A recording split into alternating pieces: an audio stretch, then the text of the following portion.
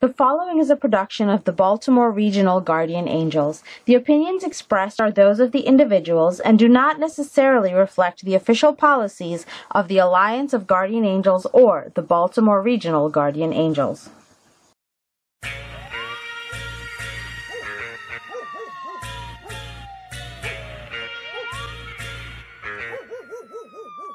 "2015 was one of the most violent years in Baltimore history. Riots, police misconduct, stop snitching, leadership failures, gang wars, drug-related violence, daylight murders. It's time to get past being politically correct. It's time to go beyond the streets. Beyond the Streets, the Baltimore Guardian Angels podcast." I'm honored to have sitting next to me is Erica, who is going to introduce her team and tell us exactly what it is that the Baltimore ceasefire is about. So, Erica, thank you so much for being on Beyond the Streets and visiting Guardian Angel headquarters. Welcome here. We are so excited to be here. Ever since, the first 5 people were ever murdered, somebody probably stood up and said, we should stop doing this for a minute. This is too much, And so that is something that I know I've been going to funerals since I was 12 years old. And about 2 years ago, Ogun, who is on the Baltimore ceasefire organizing squad is what we call ourselves. He pulled me aside and said, hey, I want us to call a ceasefire, but I want you to help me do it. We hit and miss each other a few times, and then the idea kind of just went wherever it went as we got back into our regular lives. And then this year my son said to me that the homicide rate in Baltimore is greater than it's ever been in Baltimore's history. So I got angry and vented about what other people should be doing. And then I remembered that if I'm that angry, then it means I should be doing something, and I should galvanize all of my people, and we should be doing something about it. And that is something that a lot of people in Baltimore want anyway, because I hear people talking about it all the time, but not everybody has the know-how, the resources, the courage, whatever it is, to just say it out loud and start it moving. And so once I got permission from my children to add one more thing on my plate, I contacted my best friend Ellen G. I contacted Ogun because I knew he had an idea about how to do it already. And I contacted PFK Boom because he was somebody who I thought had connections to the street. Mm-hmm. And so we just started. We had the first meeting in May. And after that meeting, I contacted 5 other people who I knew were going to follow through with whatever they say they're going to do. And that became the organizing squad. And we have just been pushing ever since. And so the idea is not just to not have any violence for 72 hours the first weekend in August, from August 4th through August 6th, that Friday to Sunday. It is also about celebrating life and intentionally having peace and making a commitment to one another that we are going to honor peace and we're going to celebrate life, whatever that means to each community or each person. And so it's just really exciting to see it go from however many people were at that first meeting to now people are changing their profile pictures all over social media, and Tory Smith, the ex-Raven, has now supported it. And it's a really exciting thing to watch people just go, yes, this is what I want. I own this thing. Because it is about self-empowerment and people owning that they want peace. So, well, I tell you, the Guardian Angels are also honored to be able to support this thing. Yay. Because it's picking up momentum. And like you said, everybody wants to do something and to make a change, yes, but not everybody knows how to go about making that change. Yeah. And realistically, there's not a lot you're asking everybody to do except stop shooting people. Right. That's all you gotta do. Stop shooting each other. Or stabbing, or stabbing. Else let's stop killing. That's right. So if we, and this will be amazing. Yeah. When this happens, because I'm going to think positive. When it happens, and when the weekend's over, and no one is killed, and I'm just putting it out there that if you're that one person that screws up, we're going to find a way to find you. But anyway, but why don't we introduce some of your team? Yes. So sitting here is Michelle Schellers, and there is Ellen G. And we also have the fellas that are here and another woman, Jakia Jason, Darnell Wharton, and Ogun, who I mentioned a little bit earlier. And I just want to add one piece about the stop killing each other.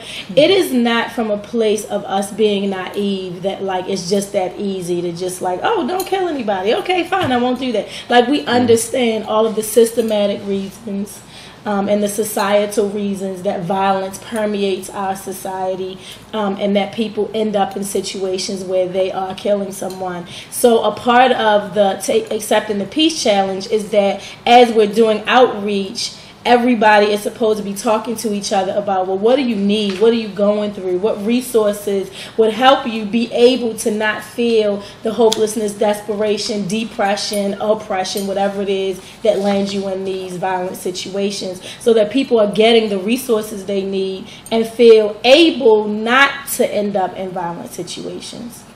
Well, I also want to take a minute to introduce our Guardian Angel Community Outreach Coordinator, Jazz, who actually helps put together our homicide stats that we do way too many of.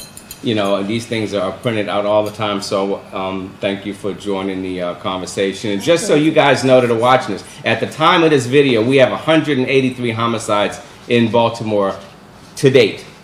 And we're barely into the 6 months of the new year of 2017. And I am tickled to death to have my lady Ellen G here, who we've worked together with on and off in the past so much. So I'm so glad to have you here, and thank you for allowing the Guardian Angels to participate as well. Yeah, thank you for supporting us. This is fun. So, well, this is needed. This is definitely needed. So, when we talk about the homicides in Baltimore City, and like you said, you know, you understand some of the reasoning and some of the situations that may occur that may cause the killings and shootings in Baltimore, which you know, realistically there should be no situation that causes that. I mean, have we become that desensitized as people that it's just that quick for us to just pick up a weapon and just kill that person? I mean, this is worse than the Old West. I like to go back and find out how many people actually died during the Old West days, during those days, as opposed to now. I mean, this is pretty scary. We're 600,000 people per capita. I think that part of the reason behind the disconnect is that American culture encourages dehumanization and othering of people. So when I don't know you, it's very easy for me to be disconnected from you and from your humanity. If we are unable or incapable of resolving conflict, that is another way that we are dehumanized from one another and disconnected from one another. And I'm not really sure that people understand the gravity that comes along with taking a human life. Like, I know that people feel like they need to respond to something, but I don't know, like, in people's minds, that people want the problem to go away. And so in their minds, I want the problem to go away, so that means the person goes away. But not understanding that when that person goes away, that shifts everything for everybody in our society. And I don't know that people necessarily look at murder that way. And then we glamorize it in movies and in music and all over the place. And America has a murderous, bloody history. So, like, it's been here. And even to the point, bringing it even closer to home, like talking about the disconnect, the neighbor has been removed from neighborhood. Yes. So the communities aren't neighborhoods anymore, and people don't know who lives next to them. People don't speak anymore. I'm still in the neighborhood that I grew up in. I pretty much know everybody on my street, but you know, the newer people around in the neighborhood, they, you know, it's a lot different than it used to be. And a lot of that is due to social networking, and we know that through Facebook and texting and phone calls, we can all be sitting at the same table at the same house, and everybody's texting. you go to dinner with your family, and everybody's got their cell phone out, and they're looking at Facebook or social networking, or I can literally be sitting upstairs, and my kids will text me, "Hey, Dad, what's for dinner?" Nobody. But is that true? Nobody's communicating. So as great as the social network and the internet and all these electronics that help us live our lives and move forward, it desensitizes each of us, because now we can't sit in a room anymore and talk about our problems. If I'm pissed at you, the first thing I'm going to do is I'm going to send you a text, and then I'm going to post it, and then we're going to talk, and then we got this big war, and it leads to so much. You look at cyberbullying. You look at the human trafficking thing. How do you get that? It's like online shopping. I'm going to go here on social network, and I'm going to pick a girl in another state and send it to me, and you're literally and it's always out there. And getting back to like what you said, the way of getting rid of a problem, and when you choose to take that life, I've never killed anybody. Granted, I wish there were some people off our planet, but I've never killed anybody. But you gotta wonder what goes through your mind once you take that life. And my thing is this, you don't see. Hell, if I was a teenager, I shot a bird with a BB gun once, man. I felt so horrible. I was like, oh my God, this is the worst thing I've ever done. Right. But at the same time, a human being, you have to live with this every single day. And how do we do it? Because realistically, like I said, we're up to 103 homicides. We ended up with 344 last year. Nobody tells on the shooters. Nobody points it out. If I'm going to kill somebody, there's going to be at least one person I'm going to tell. I'm going to call up and I'm going to say, hey, I got to let you know. I popped Ray Ray the other day. And you in good conscience, how can you not say, well, wait a minute. What do you mean you should? What happens? So to the point about social media, I feel like social media is a reflection of the devolution, so the de-evolution of our connections. Like it is, social media didn't pop up and all of a sudden we started not having dinner with our families. Like I feel like that was happening progressively along the way, and then social media just helped us to see exactly how disconnected we are from one another. With respect to the point that you made about being able to take a life and people not telling. So if my best friend comes to me and say, oh my gosh, I killed somebody, I might be making unfair assumptions, but it seems to me like, because we know what happens to people when they go to prison, that our thing is, even though I know this person did something horrible, I feel protective of them. I don't want something to happen to them also. Right.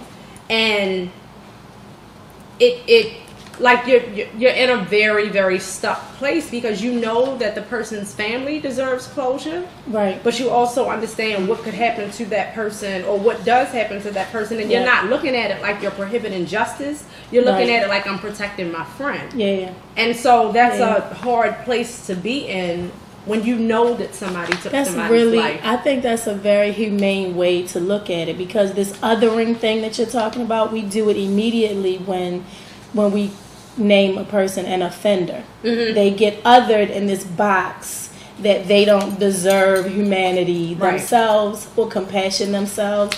And so you're right, like it is between friends or comrades having compassion for one another. I know how you got in that situation. I know why you thought that was your only choice. Right.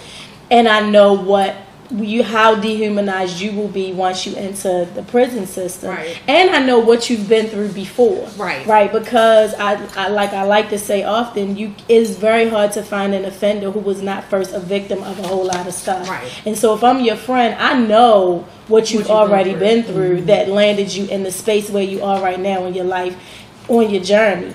And so and when you talk about what people do afterwards, well, we see what they do. There is so much self-medicating that happens in certain demographics, between just constantly staying euthanized, really, just walking, but euthanized, so that you don't have to think so much about so many things that you're doing that that's not how your mama raised you, or your grandma, or whoever. Somebody loved you and tried to pour life into you, and that's not, you weren't born to end up in this situation right now. Conflicted. Yes, and so even people who take the mindset, I'm gonna live in these streets and I'm gonna die in these streets, that you have decided on hopelessness. Yeah. And so once you make that decision that I'm gonna die in these streets and this is all my life is, you have to now medicate yourself constantly with all kinds of things so that you can numb,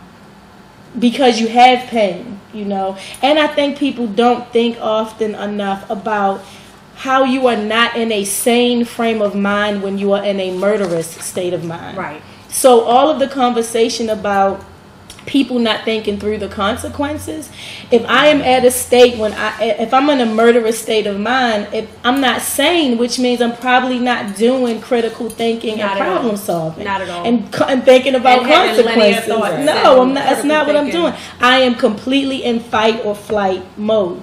And that mode is about somebody is out to get me, something is out to get me, and I need to fight Protect it and myself. protect myself Right. and do something. And so all of the things, so the healing needed to come before that moment for Right. that person. Right. And because we have othered them and failed them as a society Yep. before they ever pulled that trigger or stabbed somebody, it's a little bit too late to then say, well, let's just send them away and not deal with all of the things that landed them in that situation in the first place. It's so inhumane, I think, the way we deal with how Because we it's reactionary. Yes. But yeah. and I come from what my childhood was pretty dark. So I came from a pretty crazy place, and actually I grew up up on Pennsylvania Avenue and Carey Street and all them, and that. But then again, I'm old. It wasn't as bad as it is Right, now. right. But in you had your retrospect, it was. challenges. I had my Yeah. challenges, and one of the main things, which is something that we all know stays with you, is domestic violence. Yes. So when you are raised in a Oh, my situation goodness. of that, then it kind of changes you as well, because in my situation, you either, especially when you're so young, you either go with that flow, and that's the way your life continues, Yeah. or you go the opposite Exactly. way. There's no and, middle, and there's no middle ground. Yeah. Now, with me, I can honestly say that I have had friends and family that have done crazy things that I've literally, said, hey, you know what, just so you know, I understand, I get it. But I'm making a phone call when you're going to sit here and wait for them to come, and you're going to figure out what it is you've done. Yeah. And, but at the same time, because with me, I know that, like you said, we all have these situations in our life that we grow up with that stays with us, and the trauma stays with you. I mean, I still have dreams over the stuff that, but at the same time, how do you break the cycle, and how can you say to yourself, okay, I can't justify, having a friend come to me and say, hey, look, this is what I've done. Yeah. And my friends will tell you in a heartbeat. They go out and pop somebody. The last person they're going to come Tell look you. for and tell me. They're not going to tell me. Right. If they have somebody who's looking to shoot them, I'll be the Then first you one they will- call. right, Hey, guess right. what? This guy's after me. I need you. Right, But if they shoot you, right. they know they're not going to Yeah. call me, because they're going to get to the point where I'm going to say, look, either you tell or I tell, because Right. something happens here, because we have to stop it. Yeah. You have to stop. And like you said, in the mindset where we've all got to the point where we've just snapped and it's been pissed, Yeah. where we just like, and we just lose it.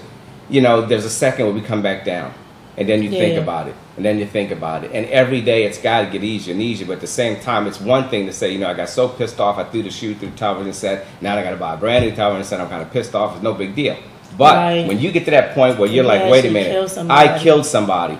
That person is I don't know never how you coming come back from that. You don't, Yeah. I and don't like you know. said, you mentioned, you self-medicate, because no matter what, it's hard. Hell, I have a hard time sleeping, and I haven't killed anybody. Right. But, at the same time, again, you look at all the drug problems, and then you look at the fact that you got this secret, and now all of a sudden you may have told 2 or 3 other people that they have your secret. Yes. Not only do they have your secret, now they're afraid that one, we can't reach out to help you, because realistically, you've already popped one person. Right. So now we have to live with the fact of the fear Yeah. and the And loyalty retaliation. of that That's secret. right. Yep. So it's Yeah. just, and so now what do? We arm ourselves, because if Right. you get caught, then you're going to think it's me that told her. Right. Yes. It's just All so. the cycles. It really is. I Cycle. mean, and it sucks, It's because so we got true. this great big ball of string that we just can't unwrap, It is and it very- takes us into yeah. so many different directions. It really does. So, and another thing is, like you said, everybody on your block, you grew up there. I remember when I was little, no matter what, You know, we had to go to church. We were there all the time. And I remember as a kid, because of my situation, I hung out there during the week. It was like one of those places where you know, my people wouldn't come, they wouldn't cross that line. You know, can't cross this line, you'll burn in hell. Right. You know? so I felt safe there. Right. Yeah. But at the same time, remember when families would go together. Mm-hmm. So the people sitting next to you knew knew who you were and what you did. Your pastor knew, everybody knew. So you had that connection within the church, and we don't see that anymore. We're sitting here at St. Mark's Church in Southwest Baltimore. This church is 100 years old. Wow. And all the people and there's very few of the congregation left now. You know, and we're trying to figure out a way to breathe new life into the church to revitalize this place. But there are no more families coming to church anymore. And I think that what do you have when you have nothing to lose? You don't have a strong base when it comes to right, wrong. And I'm not saying everybody has to believe in God. I mean, I grew up doing right it. I and mean, wrong right or wrong is something that you're always born with. You are, but when there's no consequences either on this planet or in the next life, what do we do? Yeah. And you look like the most religious, conscious person sitting at this table. You know, because she's got that innocence face, you know what I mean? So what are you thinking? Wow, I can't wait to hear this answer. I mean, it boils down to me to community and relationships. Yes, because you are more likely to think twice about killing somebody if you like know all of their ins and outs and you have a relationship with their family. I mean, it happens, it does, and people who are close to other people kill each other, but that sense of community, it's fallen apart like a long time ago. And you know, I think that's like the first step in trying to heal Baltimore City is bringing back a sense of community. Because, John Singleton has a show, I think it's called Snowfall. I think that's what it's called. Yeah, I heard people saying not to watch it. Well, so he talks about how slavery was the first iteration of the destruction of black people and our humanity, and how Jim Crow was the second iteration of the dehumanization of black people, and how the crack era was the third iteration of the dehumanization of black people. And when I think about when communities started to deteriorate, when it like really started to fall apart, when we didn't feel safe trusting each other, because it's like, I know you get high, if I let you in my house, you want to steal something, and like we watched community become suspicious of one another. Yeah, we watched people who had really good reputations become the thieves in the community and the robbers in the community. Like we watched all of that breakdown. And even to that point, growing up in my neighborhood, I saw the young guys selling drugs to my friends' parents. Right. Like that was devastating for me. But you look at the parents, and the parents have become younger and younger and younger and younger. And not only that, I mean, how many people do we know whose grandparents are actually raising their grandchildren? And then that happens a lot, and now it's more and more and more and more. And you talked about the Jim Crow, and my question is, when it goes all the way back, at what point does the black community stand up and say, okay, you know what? Because my thing is, I don't think we have enough real strong leaders in the black community. We have a lot, but at some point we have to say, okay, this is our time. These are our days. But what time would we be able to have if we're constantly being inundated with racism, oppression, trauma? Like, when in history did we have a break where we could get our ourselves leaders not together? killed? And when our leaders rose up, when were they not killed? And granted, and you're right, the leaders are killed, but at the same time, with all of that, we've still moved on. We've had a black president. Things don't work overnight.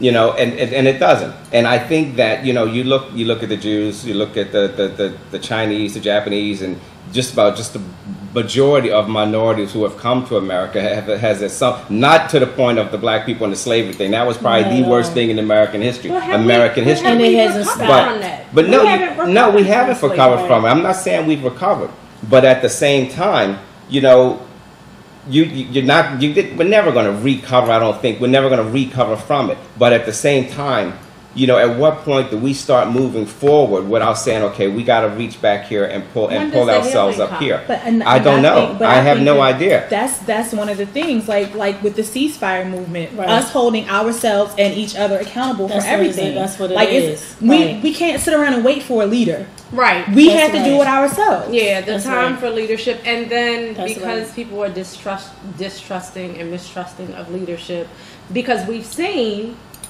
where we elect people and exalt people to positions where we're expecting for them to be who we want them to be, and they let us down. And we watch people be corrupted by money and be corrupted by politics, just ego alone. And I tell you, I'll be the first to tell you, when it comes to the political structure, it's a system. But even in the world of activism, it is disappointing to watch activism become a thing about celebrity. The most popular activists. To watch activism for years, not just in my generation, but my dad told stories. My dad was a Panther, and so he told stories about just watching different people's egos do different kinds of things, and that's like just people's stuff, is the reason why the FBI and other organizations were able to infiltrate and raid Panther pads and all of that kind of stuff.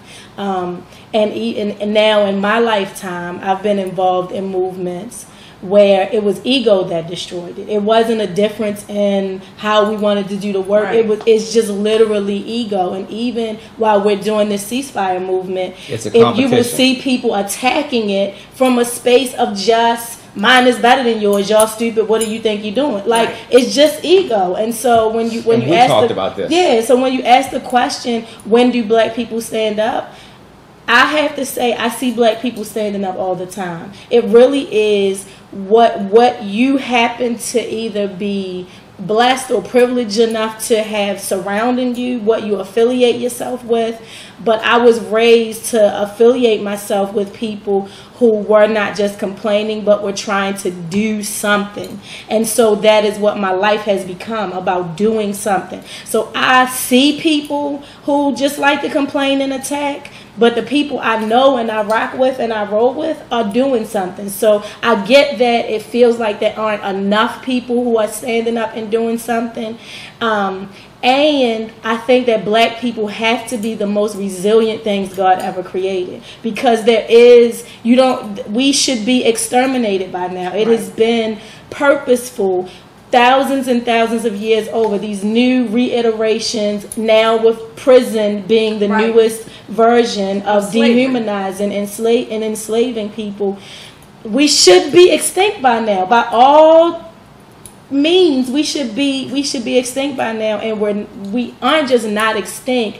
Enough of us are still rising from ashes. Enough of us are still growing up in domestic violence and starting an organization that protects the community. Enough of, you know what I mean? Enough of us are still doing really good work. And so, and I agree that it is about evolution. Like when you watch over time, people may not know our names 100 years from now. But when Baltimore is not a place that has 300-something murders, those people are going to look back and say, I can't believe they used to live like that. What did they go through to get us to where we are now, where hardly nobody gets killed in Baltimore? They won't know our names, but what they will know is that they are standing on our shoulders, and that they owe us a debt of gratitude, that they don't live in the same society that we are now trying to change. Yeah. I agree. And now I'm looking at our stats here. We have 91% African American homicide victims. That's male and female. Mm-hmm. Okay, we have 94%. This is a big deal, and like you said, one of the things that we've always tried to do, especially we have 160 Guardian Angel chapters around the world. Each one runs independently on what their community needs, and what we try to do is empower our community. And one of the things that we greatly need to do is to empower the black communities to stand up and say, hey, you know what, this is what we have to do. And you can't, like you said, we talked about politics. you know what? That's a job for somebody who comes in. We've seen after the last mayor, where 16 people run for mayor. 16. Okay, and then you have people in the city council. Was it that many? It was 16. Oh, my 16. goodness. After Freddie Gray, everybody figured they could do better. I should have ran for mayor. But at the same time, now you look at all the people that ran for the city council. Okay, we had people coming out of the woodwork. We had cops. That's so true. We had community leaders. We had people that just put their name on the ballot. Everybody felt that they can do something, which was great because it got people involved. Right. People got involved. But what the best thing about it was the ones that did get into the city council, it got the ones out that were there for years and years and years and years and didn't have to go out. How many people do you guys know on the city council that didn't even have to go out and campaign? Right. Because they figured, well, hell, I've been here 12 years. I'm going to be here another 12 years, and I'm going to have to do a goddamn thing about it. You know, but that's what happened. But at the same time, you know, the people in the community are the ones that can go to their, and I think that the Baltimore ceasefire and the people in the community and the Guardian Angels need to literally hold these our representatives accountable for what happens in our community, and they'll all come to the monthly meetings. You know, oh, this is such and such and such. You know, this is my district. I'm so happy. Well, wait a minute. Look how many people died in your district. Where the hell were you? Right. You know, do you know their names? You know, but it's time, like you said, the Guardian Angels were founded in 1979 as a community group for the community, not a bunch of politicians and all these fancy people. You got people all over the world that just joined, regular citizens. You know, the good thing about it is that the community and the residents are the ones that have the power. Right. Yes. And like you said, we tend to forget how much power we have. Yeah, we Absolutely. don't. So you just recently put out the Baltimore ceasefire poster, which the Guardian Angels have been sharing and posting and sending all over the damn place. Now that we've seen it everywhere, Yeah. you know. So We we have. Don't you read my stuff? So, but at the same I'm not time, as much on social media as I appear to be. but the thing is, now another point is you brought up. You talk about the community leaders that are in this pocket, in this pocket, in this pocket, in this pocket, and we all want to do the same thing, but we don't want to do it together. And there you got another issue. We all want to stop the killing, and a lot of it has to do with ego. Yeah. You know, and you know, one of the things, and when I saw the ceasefire, first thing I did is contact you, and I told you I want to be involved in this. How can we help, or what can we do? You know, we're not trying to jump in front. We just want to be a part, and that's the thing that everybody needs to do. There are so many self-appointed people out here who are so important. You know what I mean? But can't work with anybody. I think at the end of the day, when your inability to partner to reach a goal trumps, like that trumps Don't the say goal. Trump. It trumps Don't the say goal. Trump. Oh, my bad. When it overshadows The and goal. overrides the goal, then in my opinion, like, you should be put out the club. Because you're not trying, you're really not, you're not here. It's not to about do the goal work. anymore. It's It's not about about the you. goal. It's about you. So you don't need to be at the table with everybody else. But when your constituents can get you on board and get you some get right, That's and true. you can see that it's a bigger picture and it's not about your ego. Then you got my respect. And then Exactly. you can, sit there and say, okay, yeah, I messed up. You know, my hair was cloudy for a second. Right. We all about the same thing. Let me go ahead and jump on this. Yeah. Right, and you know what? Yeah. And if you're listening and you're watching and you see that and you are one of those people, it's okay. We're not going to make you admit it. Just call up and say, hey, Baltimore ceasefire, you're right, I want to be a part of this. How do I make it? You don't even have to admit the mistake. Just say you want to be a part. Stick the poster on your profile page and we got you. And this is one of the reasons that it was intentional not to say sponsored by Right. this group. That's right. This person's involved. Like, the organizing squad was pretty much like ghosting Exactly. for the most part. really hard. Like, and Well, then it became not. I gotta give you kudos because, and like I said, my thing is as a guardian angel, I think we do a lot of good stuff, but at the same time, once we do that good stuff, we get our asses kicked just for doing it by the very people that we do it for. Yes. Right. So we are very careful on giving credit where credit is due, and we don't go into communities where we're not invited. We don't go to programs that we're not asked to come to. Right. And like I said, I called you and I asked you. I didn't just assume anything. But and the reason we do that, and like I said, I wanted you guys to do this video because I wanted people to see, you know, where this seed came from, where the concept and the ideas, and if you think about it, there's a lot of stuff where everybody feels the man is the one that's doing a lot of the work, when realistically we know a lot of that isn't true. Well, I'm just saying, we go to community meetings all the time the history of activism is all about women doing the work and men being and I try to, and I'm pointing that out today because realistically we go to walks, we go to meetings, we go, you name it, we go to it, and you'll find maybe one or two guys there because their wives, you know, are the ones that say, you're coming with me to this meeting, you know, and then when you go in and you say, well, where's all the guys?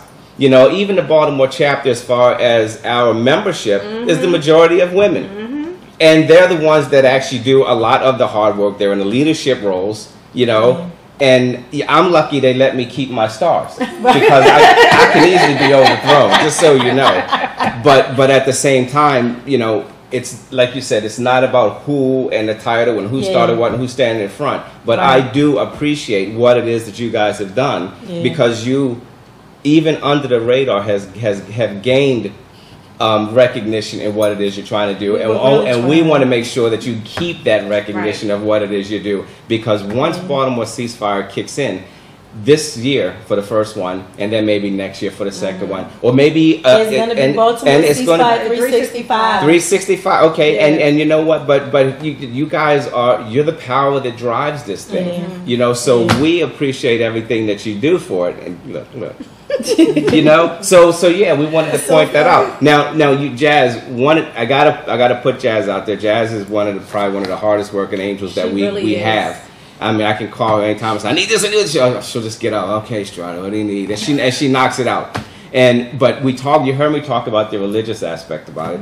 And literally, you can go inside that church and then go to Jazz's house, and you will see more religious artifacts in her house than you will in this church. I won't walk through it because I will burn. You know, so every week, every day, you put the stats together for us, and you go to the meetings, you know, and you've been sitting there listening to all of us. So, and Jazz doesn't take pictures, she doesn't do video, she's here because I made her. So, you know, I want you to chime in about the ceasefire, Baltimore ceasefire, and just say something, because you've been sitting here putting in a lot of work for us. I appreciate it. But give us your opinion as the person who stands on the outside and watches in. What do you got? Well, with over 90% African American males that are being killed in Baltimore, and of course the women are the ones that are taking, again, the leadership positions in trying to put together a ceasefire, and I do agree that we need ceasefire 365. Basically, you know, that's what Baltimore needs. And you guys were talking about the disassociation between the killers, the friends of the killers, and the victims, and the de-evolution of, you know, the connect and in society and community. And that is basically what it breaks down to, is a de-evolution of community. But I think that what you were talking about was, it's easier for you to sympathize with the perpetrator than it is the victim, especially when you're so far removed from putting yourself in the other person's shoes, or the shoes of the family, or whatever else. You sympathize more with who you're closest to. So social media, you know, has widened that gap. I'm closer to someone on the other side of the world than I am to the person that lives in the house next door to me. And that's basically where I think a lot of this comes from.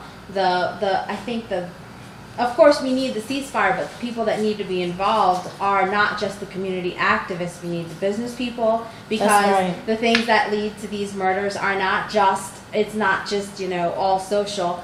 It's economic. We need the police involved because they play a role in it. The politicians have to be involved because they're at the forefront of speaking for the communities. We put them there. There has to be some accountability on that end. And I think it's going to take the community as a whole, and instead of coming together in factions to do this, I think that the ceasefire initiative is great, because this gives the opportunity for Baltimore to unify for a goal. And we don't need more people standing up out front saying, yes, I'm participating. You want to participate, the thing to do is participate. Absolutely.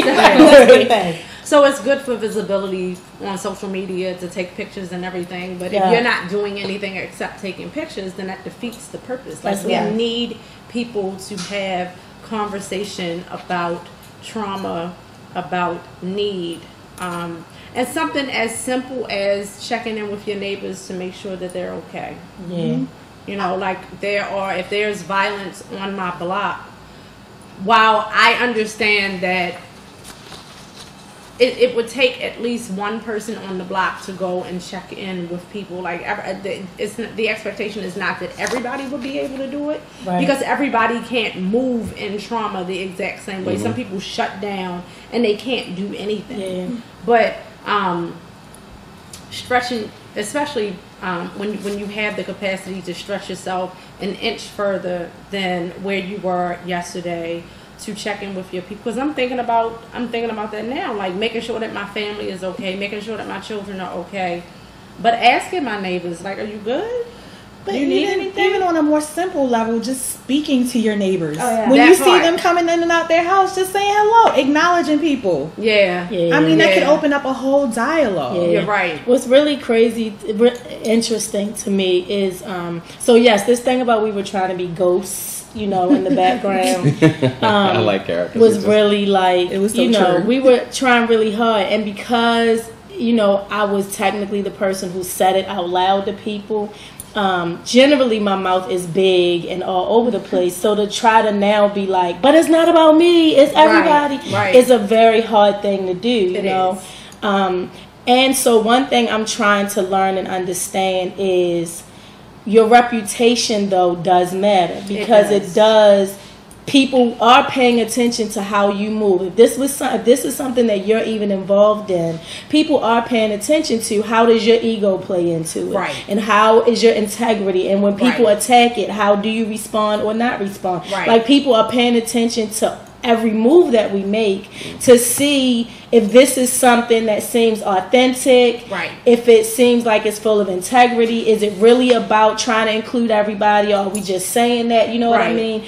And so what I'm coming to understand is, while we try to be ghosts, when people realize, oh, it's them, we better have our stuff together, and the way we walk. Our walk has to be really about it, and we need to be standing on our squares, because if we are not, those are the things that people will chip away at to say why this is not a good thing. And I think that's what happened. So what Michelle was referring to was, there was somebody who has their own movement who was first about the ceasefire and then started attacking it. And whatever happened, they had enough people around them that went, yo, these are not the people to be doing that with. This is not the thing to be doing that with. You need to check yourself. And that person then came back and made a public statement. I was wrong. I'm supporting the ceasefire. And so, and I know that had we had different reputations, that person could have been like, no, F them, because they this and they that and they that. But you can search and there's nothing to find to give you credibility about why you can't support things these particular people are doing. And so that does matter. And that's why I brought it up. Because nobody knows more than the Guardian Angels, because I can listen to shows where people will attack the hell out of us and mention me by name, people I never met before. You know?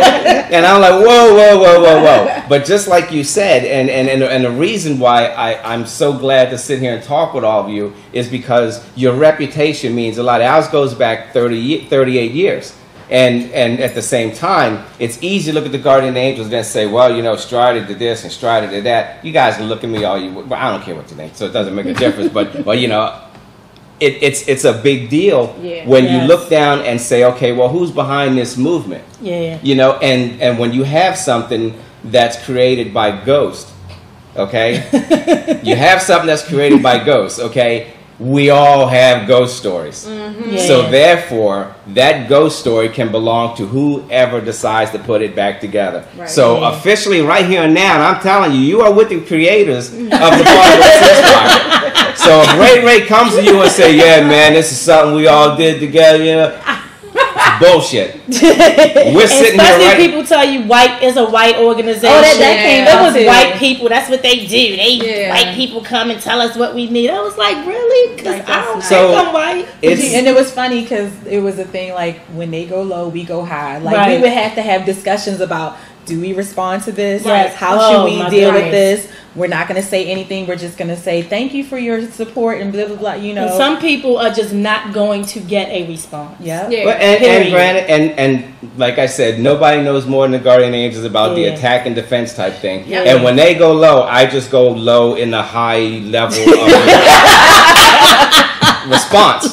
So you know, in the high. I go, you know, so I think even Michelle, you know, Obama would say, well, you know what, he really wasn't all that high, but he did it highly. He did it highly. As high as he could. At that You know, moment. That was his high. he made that low look pretty high, so that's not bad. Yeah. So I wanted you Yeah. guys here because this is what it is, and hopefully, like I said, we're gonna play the video, we're gonna do the promotions, we're gonna get people involved, and the thing is, when it comes down to the base, you're the base. Yeah. And in another 5 And or the base has or- to be or- strong. you know, Yeah. and in That's the next 5 years, you know, you're gonna look back and you're gonna say to yourself, damn, what did we do? Yeah. You know, we started what? Because hopefully Right. in 5 years, the idea of a ceasefire will be so Ludicrous. Right. Right. That's ridiculous. Why we need that? What are we But talking you know, about? ceasefire needs to get right now. Ceasefire needs to be on the mouths of everybody before August, Mm-hmm. and then it needs to be inside the schools. It needs to be Yeah. inside the hospitals. Yep. You Yeah. know, the emergency rooms where these doctors are pulling and patching these people back together. It needs to be Yeah. inside the meth clinics and the drug houses and the neighborhoods. Yeah. And the guardian angels, not to toot our own horn, but I'm going to toot this one. But we did put together a neighborhood crime watch group Yes. where it teaches the community to do exactly what it is you said, where you have to go out and meet your neighbor, meet your business people, Nice. and you don't have to patrol your own neighborhood. Right. But we all have those little ladies and stuff that are looking outside to see what's going on. That's right. And all the guardian angels are doing is teaching you what it is to do. Okay, now you see that car's been sitting there 3 hours. Man hasn't got out of the vehicle. He doesn't live in the neighborhood. Dial 911. Okay, that's a watch group. That's what you do. You're watching, and now you're knowing how to do this. The police are involved. The state's attorneys are. We got all these different groups, you know. And Baltimore Ceasefire needs to come aboard with that as well and say, hey, we need to come with you guys because we're going to educate you on what this is. And the youth centers. Holy Oh, smokes. yeah. You know, we Yeah. got these little teeny kids that are being shot up at these young ages. So we need to tell them, you know, put the gun down. You know, you Yeah. want to hit this guy with a stick, okay, maybe, but you can't shoot. Not saying that violence is the key. Violence is never the key. But a But stick at the is better same than But time, I'm telling you, if know, people we spend the can't- whole ceasefire weekend setting up boxing rings all over Baltimore City so people can just box it out because that's what the men feel like they need to do, I'm not going to be mad at that. You're not Right. going to see me, you know, you're not going to see me Right. being like, oh, we supposed to have no violence this weekend. I'm going to be like, well, that's one way to not kill somebody this weekend. what is that? What we had a lawyer told us one time that was called, what was the name? What's it? When they agreed to have combat. You know, we're going to have this. We're going to agree to. What was it? Yeah, we're going to agree to fight this out and be done with it. But the problem that we have is that You we are can't now win a fair fight, in a yeah. country where nobody loses. There are no winners. Right. There are no losers. Because if I you know, beat you up, you come back and everybody, shoot me. everybody gets a trophy. Everybody yeah. gets a Oh, medal. participation If trophy.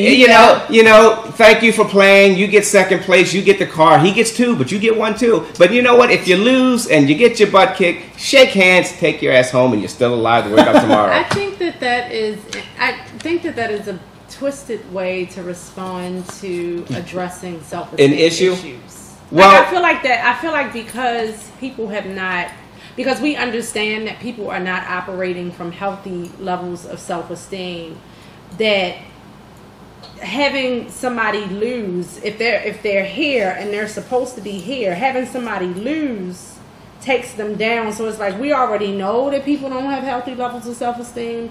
So for people who know that people have to learn how to sit in their feelings and manage their feelings, we're looking at them like, what are you doing? Like, Right. teach them to manage their feelings When they lose, 'cause instead they will of lose coddling sometimes. them. And not only, and Yeah. you know, and here's the best way not to lose is not to play. That's so true. You can't lose a fight if you don't fight. Okay? Because I'm telling you, and I don't care who you are or how bad you are. Once you get hit, the body hurts. That's just the way it hurts. Yeah. Nobody wins a fight. Yeah. It's just not worth it. And the problem that we have is it comes down, especially with men, is it comes down to the ego. And one of the good things about the Guardian Angels is we train, and we have to train. You know, especially the guys. We got, guys come in, and the first thing they want to do is they tell me when they want to join is, now they don't, now we'll have a female come and say, I want to join because I want to help my community, I want to do things, I want to make things better. Right. You got a guy, the guy says, well, I used to box in the Army, and I've got 3 black belts, and I can go to the ground with the best. They want to go grab somebody, come against the wall. Yeah. My thing is, dude, that's great. We don't want angels strong enough to fight. We want angels strong enough not to fight. Exactly. That's the thing. Oh, that's the thing. So realistically, the whole ceasefire thing doesn't just talk about the weapons and the killing. That's right. Ceasefire basically means, somebody's pissing you off. Do what I do. Right. I gotta get away from you for now because we just can't talk. And you've got to go away. We've got to go away. Yeah. And that's what it is. So it's teaching us more about ourselves, how to connect. And I think that we need to, definitely we got to start with the kids. But the real people for the ceasefire, you know who you are. You're packing right now and you're sitting yourself ceasefire.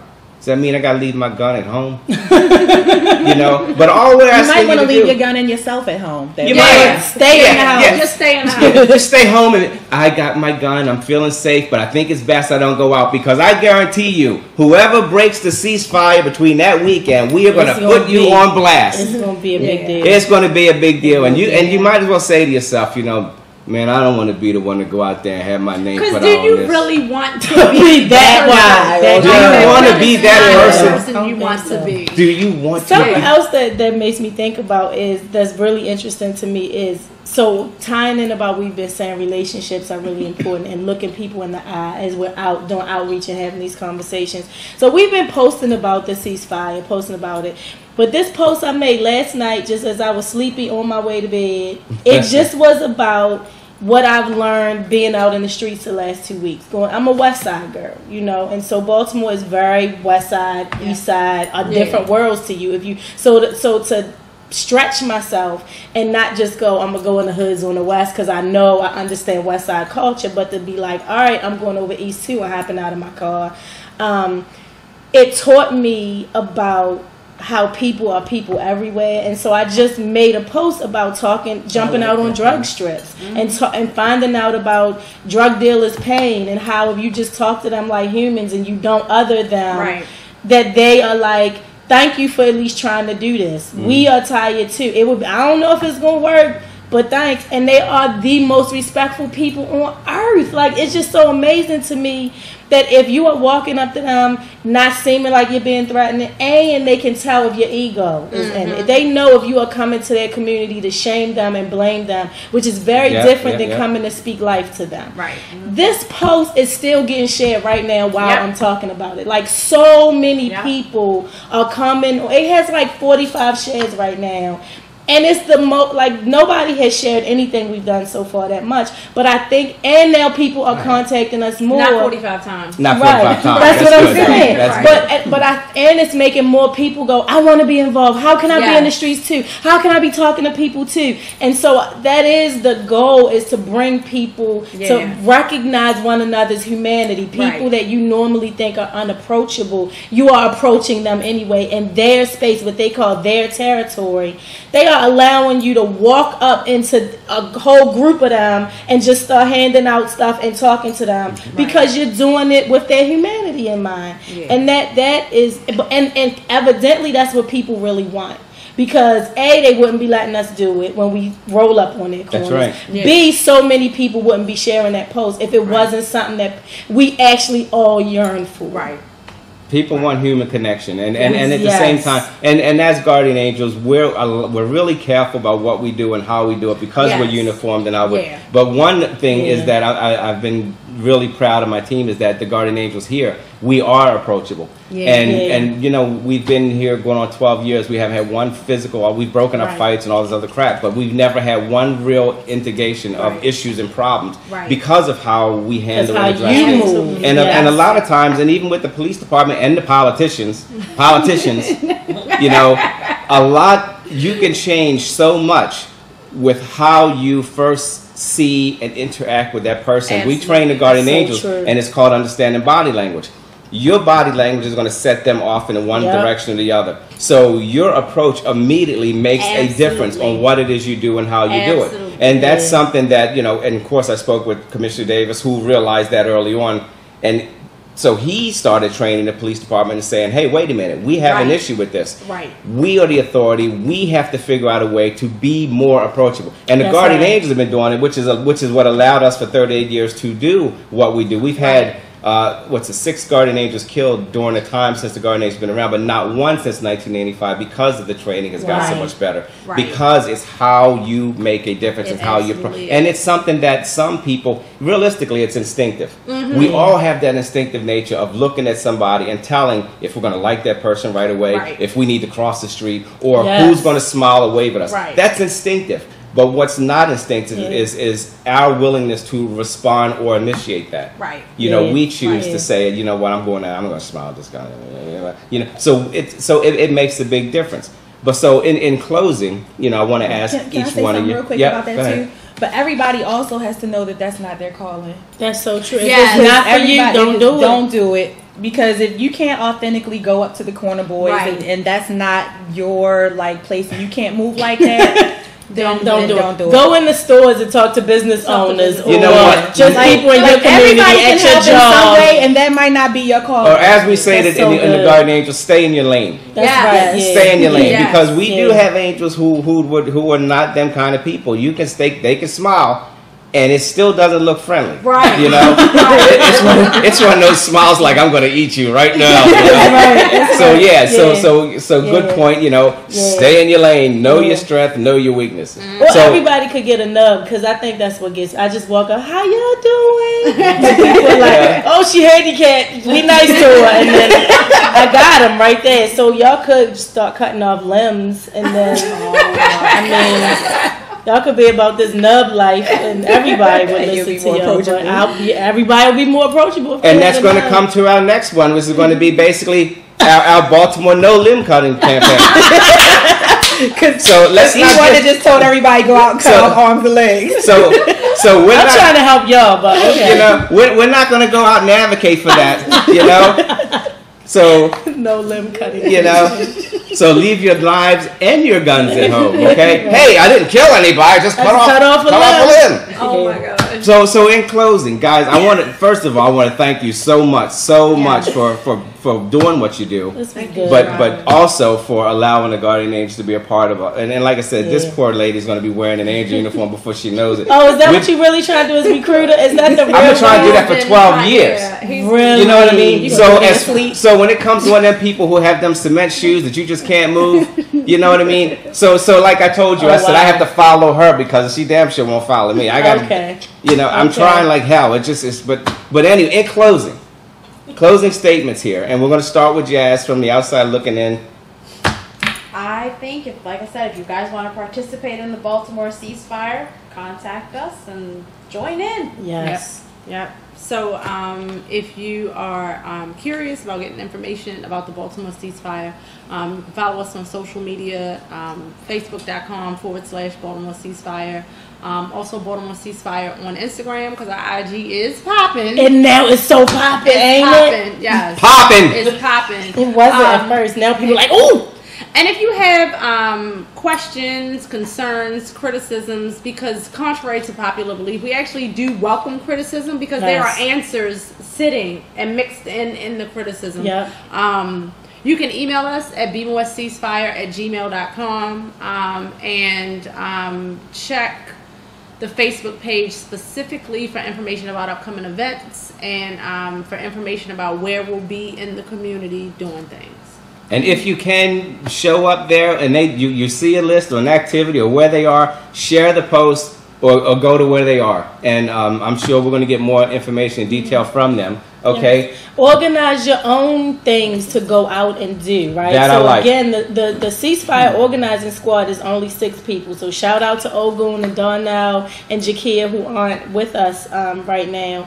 But we can't be all over Baltimore City handing out flyers and putting posters everywhere. And so if you feel moved to, you got 20 minutes to pop out at a mall or wherever in your travels and give people stuff. Even in your yard. Right. Find out ways that you can be purposely putting this message places where you haven't seen it. I haven't seen a Baltimore ceasefire poster there. Or I don't think these people have flyers. Do these people even know about it, that it's a thing?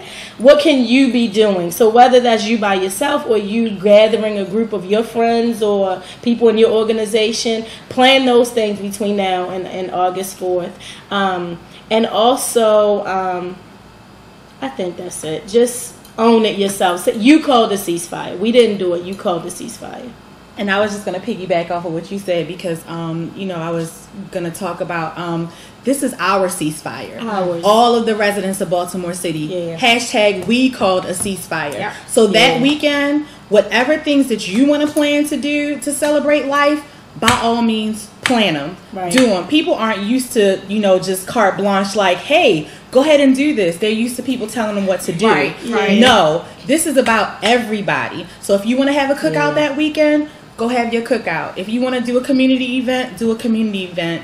And if you want people to come to your stuff, contact bemoreceasefire@gmail.com and we will post it on our social media and let everybody know what you are planning that weekend. And on our public calendar where people can find everything that's happening. There you go. So we got to make this work. And do not forget that once you do it, even if you're standing on your back porch during the ceasefire and you got your poster up, hold it up. Hey, Baltimore ceasefire, we got this. Do something, but post the pictures online with the Baltimore ceasefire poster and then let us know what it is you're doing and where you are. And contact the Guardian Angels. Maybe I'll see what I can do to send somebody over there to stand next to you and say, we get a picture, but this is going to be a good weekend and I can't wait. I'm excited. Yay. And I want to thank you guys for showing up today. It's a Strider from the Guardian Angels. We are beyond the streets with Baltimore ceasefire. Yay. The preceding program was a production of the Baltimore Regional Guardian Angels. For more information about the Guardian Angels, this program, our guests, or to contact the Beyond the Streets team, send an email to guardianangelspodcast@gmail.com or find us on Facebook at Beyond the Streets.